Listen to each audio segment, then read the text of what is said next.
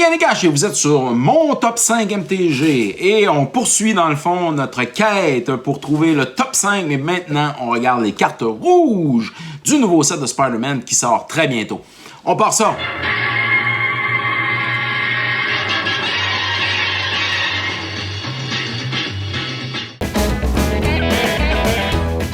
Alors, en cinquième position, on a Hobgoblin Mental Marauder pour un rouge, un colorless. On a une créature légendaire, Goblin Human Villain, pour un de power, un de toughness, qui a flying et qui a haste. Alors ça, c'est très intéressant quand ça rentre sur le battlefield. Tout de suite, on peut attaquer.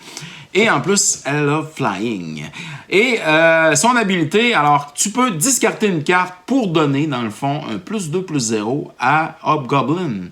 Alors vraiment, ça peut être très intéressant en fin de partie ou encore en début pour enlever beaucoup de points de vie à ton adversaire.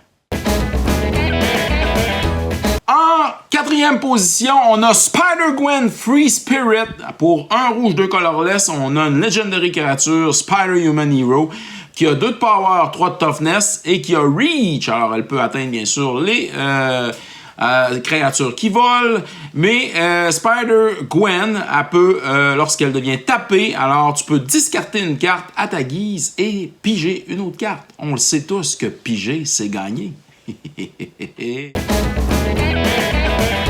En troisième position, nous avons Superior Foes of Spider-Man pour un rouge, 2 colorless. On a une créature Human Rogue Villain qui a 3 de power, 3 de toughness, qui a Trample, ça c'est très intéressant. Alors pour payer 3 de mana, on a un 3/3 Trample. Et en plus, on a une habilité quand on caste, dans le fond, quand on paye pour un sort de mana value de 4 ou plus. Alors on peut exiler le top carte de ta librairie et on peut jouer cette carte jusqu'à la prochaine habilité justement de Superior Foes of Spider-Man, alors qui est de justement révéler une autre carte sur le top de la librairie. Alors cette carte exilée, vous pouvez la jouer alors jusqu'à temps que justement une autre carte soit révélée sur le top. Alors c'est quand même très intéressant comme habileté. En deuxième position, nous avons Spider-Punk. Alors, pour un rouge, un colorless, on a une créature légendaire, Spider-Human Hero, qui a 2 de power, 1 de toughness. Elle a Riot. Alors, quand elle arrive en jeu, elle a haste ou encore, tu mets un +1/+1 compteur dessus.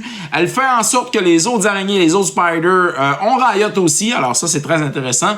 Et les spells et habilités peuvent pas être contrés. Alors, on peut pas les contrer, les sorts et les habiletés des créatures ou de tous les autres types de permanents.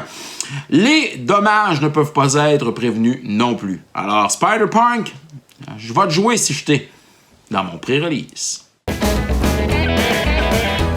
En première position, nous avons Electro. Assaulting Battery pour 2 rouges, 1 colorless. On a une créature légendaire Human Villain qui a 2 de power, 3 de toughness et qui a l'habileté vol. Alors, flying!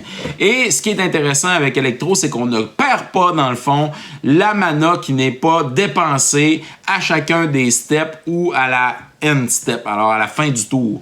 Alors, à chaque fois que tu castes en plus un instant ou un sorcery, tu ajoutes à ta mana pool un rouge. Alors vraiment, tu ajoutes un rouge à ta mana pool et Electro, lorsqu'il quitte le battlefield, on peut payer X. Alors, et il va faire X damage to target player. Alors, Electro, c'est un Electric Bolt quand il quitte le battlefield. Alors vraiment, ça peut être dangereux si vous vous attaquez à Electro. Alors, c'était mon top 5 à moi dans les cartes rouges du nouveau set de Spider-Man. Vous autres, la gang, quel est votre top 5 dans les cartes rouges ou dans les cartes de Spider-Man? On attend vos commentaires.